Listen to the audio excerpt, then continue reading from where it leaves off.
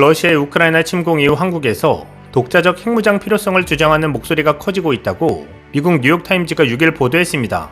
뉴욕타임즈는 전날 북한이 남한과의 군사대결 상황에서는 핵무기를 사용하겠다고 경고한 사실도 덧붙이며 1970년 미국의 핵우산 안전보장을 대가로 비밀리에 진행하던 핵 프로그램을 중단한 한국이 핵 보유 포기가 실수였음을 우려하고 있다고 분석했습니다. 그 배경엔 미국에 대한 신뢰가 흔들리는 것이 있다고 봤습니다. 뉴욕타임즈는 이날 우크라이나를 지지하는 남한과 러시아의 우호국인 북한이 우크라이나 전쟁을 다른 관점으로 보고 있지만 이를 통해 비슷한 결론을 도출해냈다고 평가했습니다. 바로 핵 보유에 대한 중요성인데요. 우크라이나 전쟁이 남한에는 핵 보유국이 핵 미보유국을 침공했을 때 핵전쟁을 우려한 국제사회가 개입을 회피할 수 있다는 점을, 북한에도 자체적인 핵 억지력의 이점을 보여줘 결국 양측에 모두 핵의 중요성을 강조했다는 것입니다. 우크라이나는 1990년대 초까지만 해도 세계 3위의 핵 보유국이었지만 1994년 러시아, 미국, 영국에게 주권과 안전 보장을 보장받는다는 내용의 부다페스트 양해각서에 서명하고 핵을 폐기하기로 결정했습니다. 이후 우크라이나는 핵탄두와 대륙간 탄도미사일을 모두 러시아로 반출해 폐기했고 1996년 6월에는 모든 핵무기를 러시아에 넘겨 비핵화를 완료했습니다. 우크라이나 안팎에서는 핵무장 포기가 우크라이나의 결정적인 패착이었다고 평가하고 있습니다. 뉴욕타임즈는 이 같은 우크라이나의 상황이 한국과 유사하다고 설명했는데요. 두 나라 모두 핵 보유국을 이웃나라로 두고 있고 과거 핵무장을 포기한 전력이 있다는 것입니다. 1970년대 박정희 당시 대통령은 안보 위기의식을 느껴 핵무기 개발을 독자적으로 추진했습니다. 그러다 미국의 핵우산 안전보장을 대가로 비밀리에 진행하던 핵 프로그램을 중단하기도 했습니다. 다만 매체는 우크라이나와 한국의 상황에는 결정적인 차이가 있어 양국을 같은 선상에 두고 비교할 수 없다는 점도 덧붙였는데요. 가장 큰 차이는 군사력입니다. 글로벌 군사력 지수에 따르면 한국은 세계 6위의 군사대국이고 북한은 32위입니다. 반면 우크라이나는 22위, 러시아는 2위의 군사력을 갖추고 있어 군사력 우위 정도가 정반대입니다. 미국과의 관계도 다른데요. 우크라이나는 나토 회원국이 아니며 미국과 공식적인 동맹관계가 아닌 반면 한국은 미국과 상호방위 조약으로 묶인 동맹국입니다.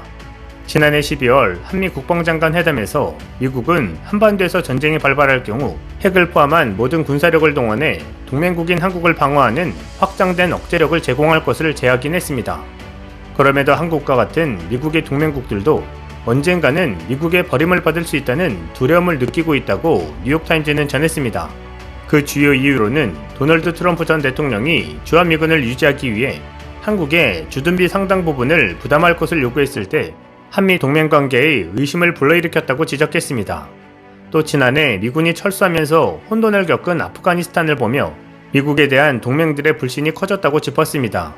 여기에 우크라이나 전쟁까지 겹치면서 의구심은 더욱 증폭되고 있다고 봤습니다. 뉴욕타임즈는 미국이 러시아의 우크라이나 침공을 막지 못하는 걸 목격하면서 한국인들은 북한이 남한을 공격할 때 미국이 자국 본토가 핵 공격당할 위험을 고려해 북한을 저지하지 못할 수 있다고 생각하고 있다고 했습니다. 매체는 한국의 일부 전문가들은 미국이 한국에 더 강한 억제력을 제공해 이 같은 불안을 해소해야 한다고 주장한다고 전했습니다. 대안으로 제시되는 것 중 하나는 한국과 미국이 나토식 핵 공유 협정을 맺어 전시 상황에 미국의 핵무기를 한국 군사기지에 재배치토록 하자는 것입니다. 미국 싱크탱크 스팀슨 센터의 선임 연구원인 제니 타운은 지난달 전미 북한위원회 온라인 포럼에서 한국에서 스스로 핵 억제력을 갖춰야 한다는 요구가 더 커졌다며 이 문제는 한미가 가까운 미래에 해결해야만 하는 문제라고 말했습니다. 이런 가운데 이번 우크라이나 전쟁 상황으로 인해 우리 기갑부대의 전술훈련도 변화하고 있습니다. 지난 5일 육군 과학과 전투훈련단 훈련장에서는 실전과 같은 상황 속에서 전차전 수행 능력을 키우기 위한 기갑부대의 전술훈련이 실시됐습니다. 전차를 중심으로 한 육군 3기갑여대 이하 대대간 쌍방훈련의 막이 오른 것인데요. 통상 기갑여단의 훈련은 공격 지점을 정하고 이뤄지는 기동 및 사격 훈련이 추가돼 실전성이 떨어질 수밖에 없었습니다. 하지만 이번 KCTC 훈련에서는 기갑여단의 2개 대대를 공격부대와 방어부대로 나눠 실전과 같은 상황에서 전술훈련이 이뤄졌습니다.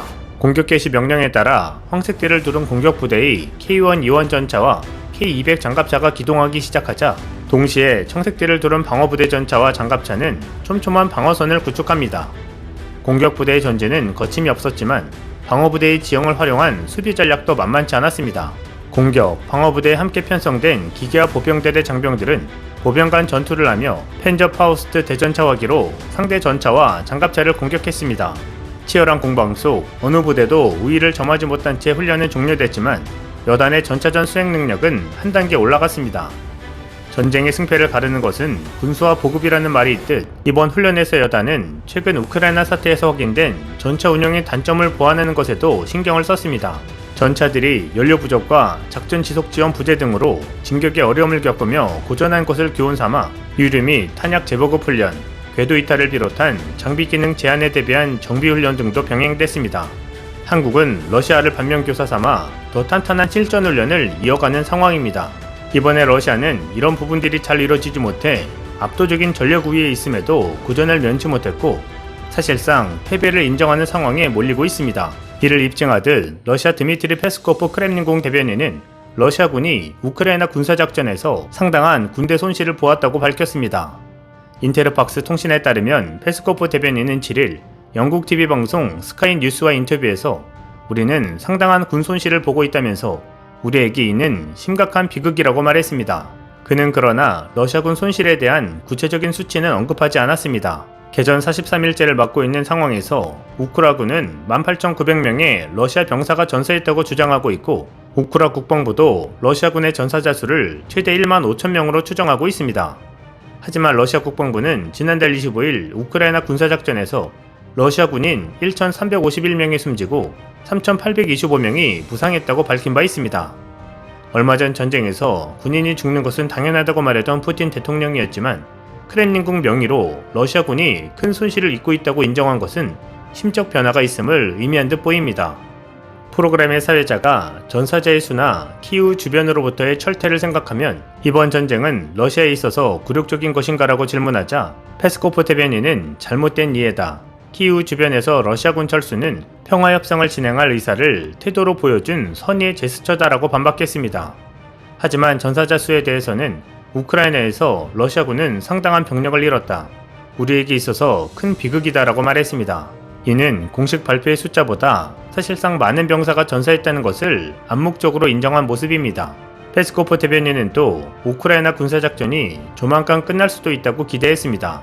그는 우리는 가까운 시일 내에 이 작전이 목표를 달성하든지 러시아와 우크라이나 대표단 간 협상을 통해 작전을 종료하길 기대한다고 말했습니다.